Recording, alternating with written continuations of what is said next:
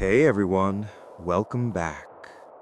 Before we dive into tonight's story, do me a quick favor. Hit that like button, subscribe if you haven't yet, and tell me in the comments where you're watching from and what time it is for you right now. Your support helps this channel reach more people who love creepy stories just like you.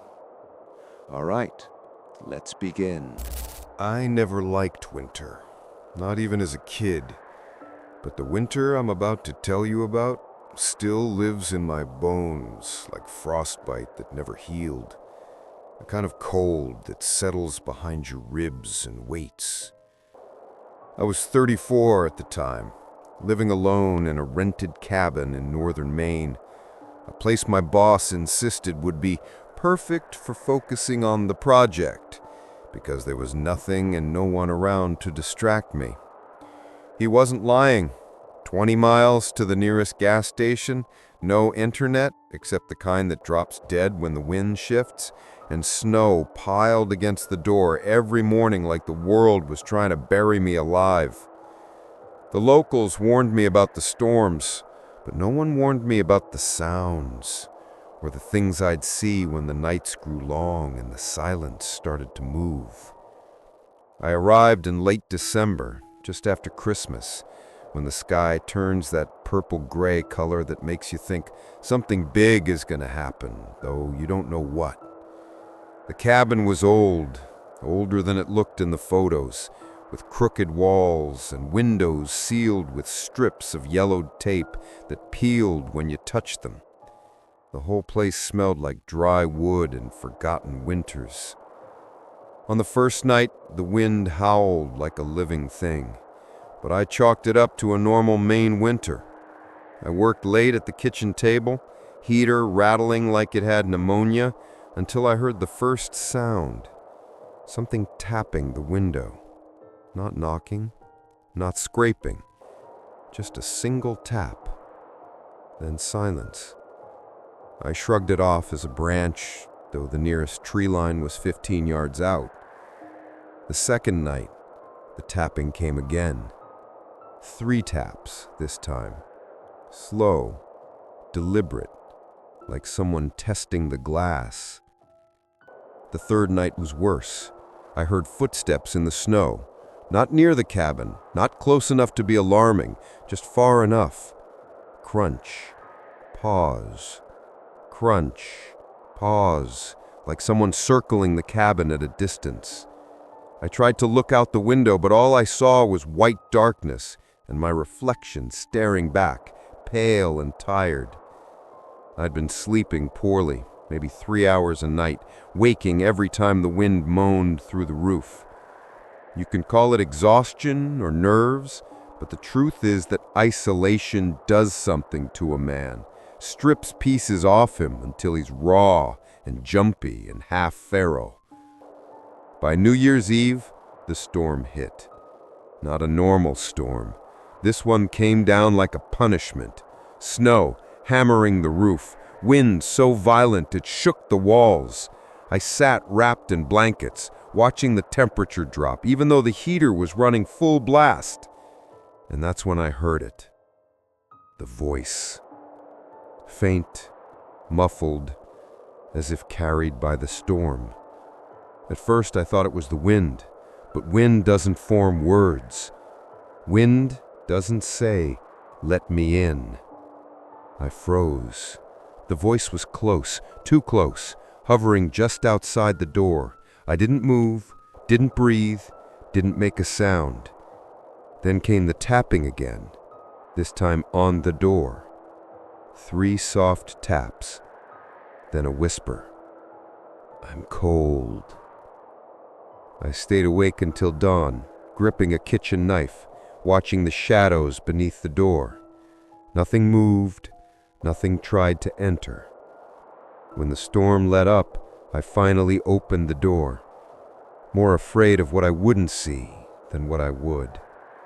Fresh snow stretched endlessly, perfect and untouched. No footprints, no signs of anything living. I should have left then. packed my things, and driven south until the cold was a rumor. But I stayed. Work, obligation, pride. Pick any excuse you want.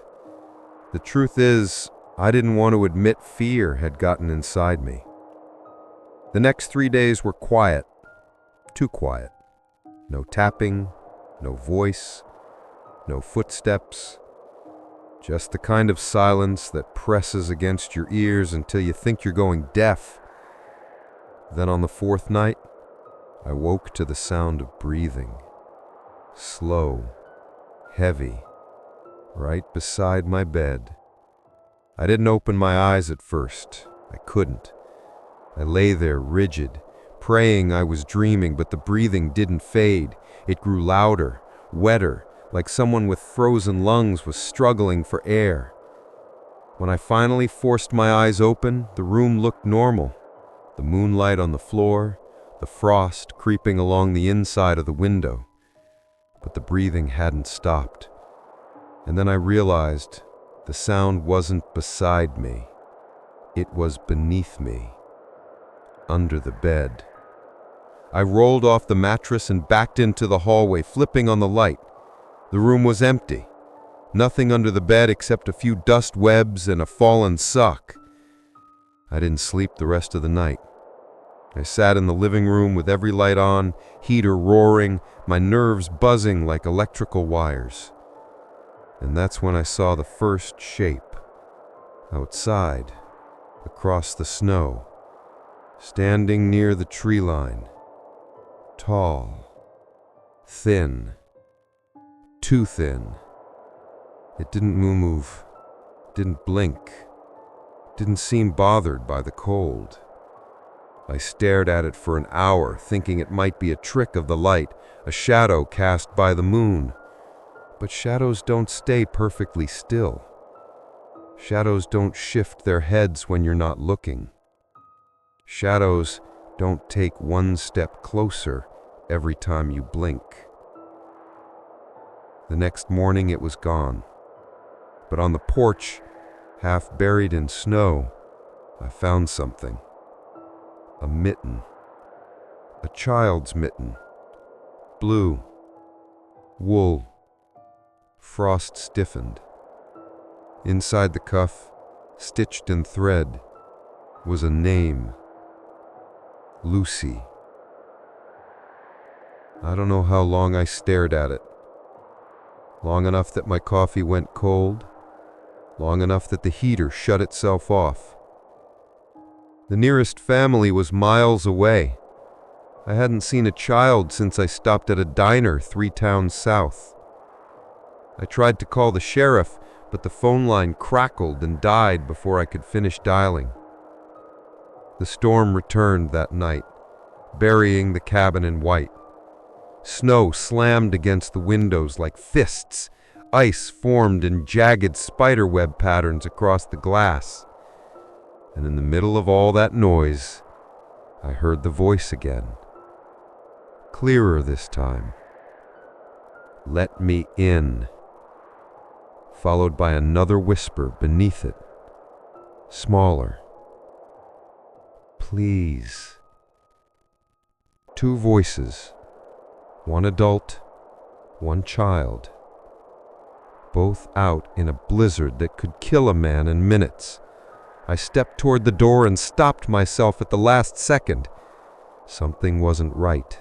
Something deep, instinctive, told me opening that door would be a mistake I wouldn't get a second chance to regret. I pressed my ear to the wood.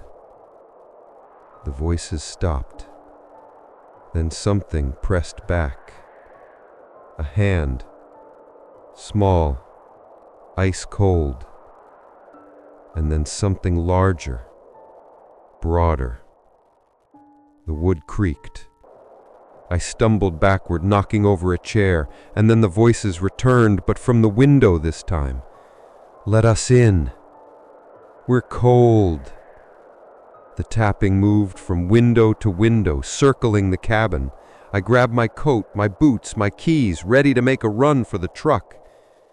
But when I opened the door to the mudroom, a gust of wind carried something inside. A piece of paper, brittle and yellowed. I picked it up. It was a missing persons poster, dated 1984. Two faces, a man and a child.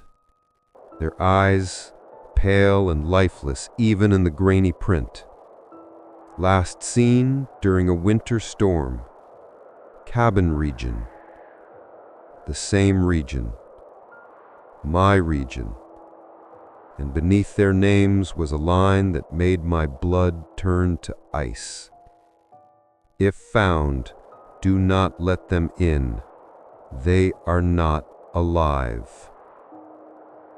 My hands shook. The storm howled.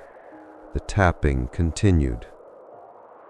I don't know how long I stood there holding that poster. Minutes.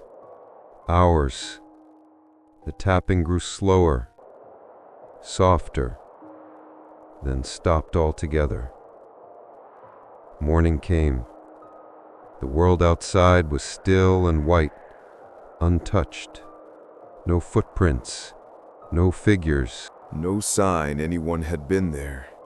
I packed my things in an hour. I didn't look back when I drove away. But halfway down the road, just before the tree line ended, I saw them.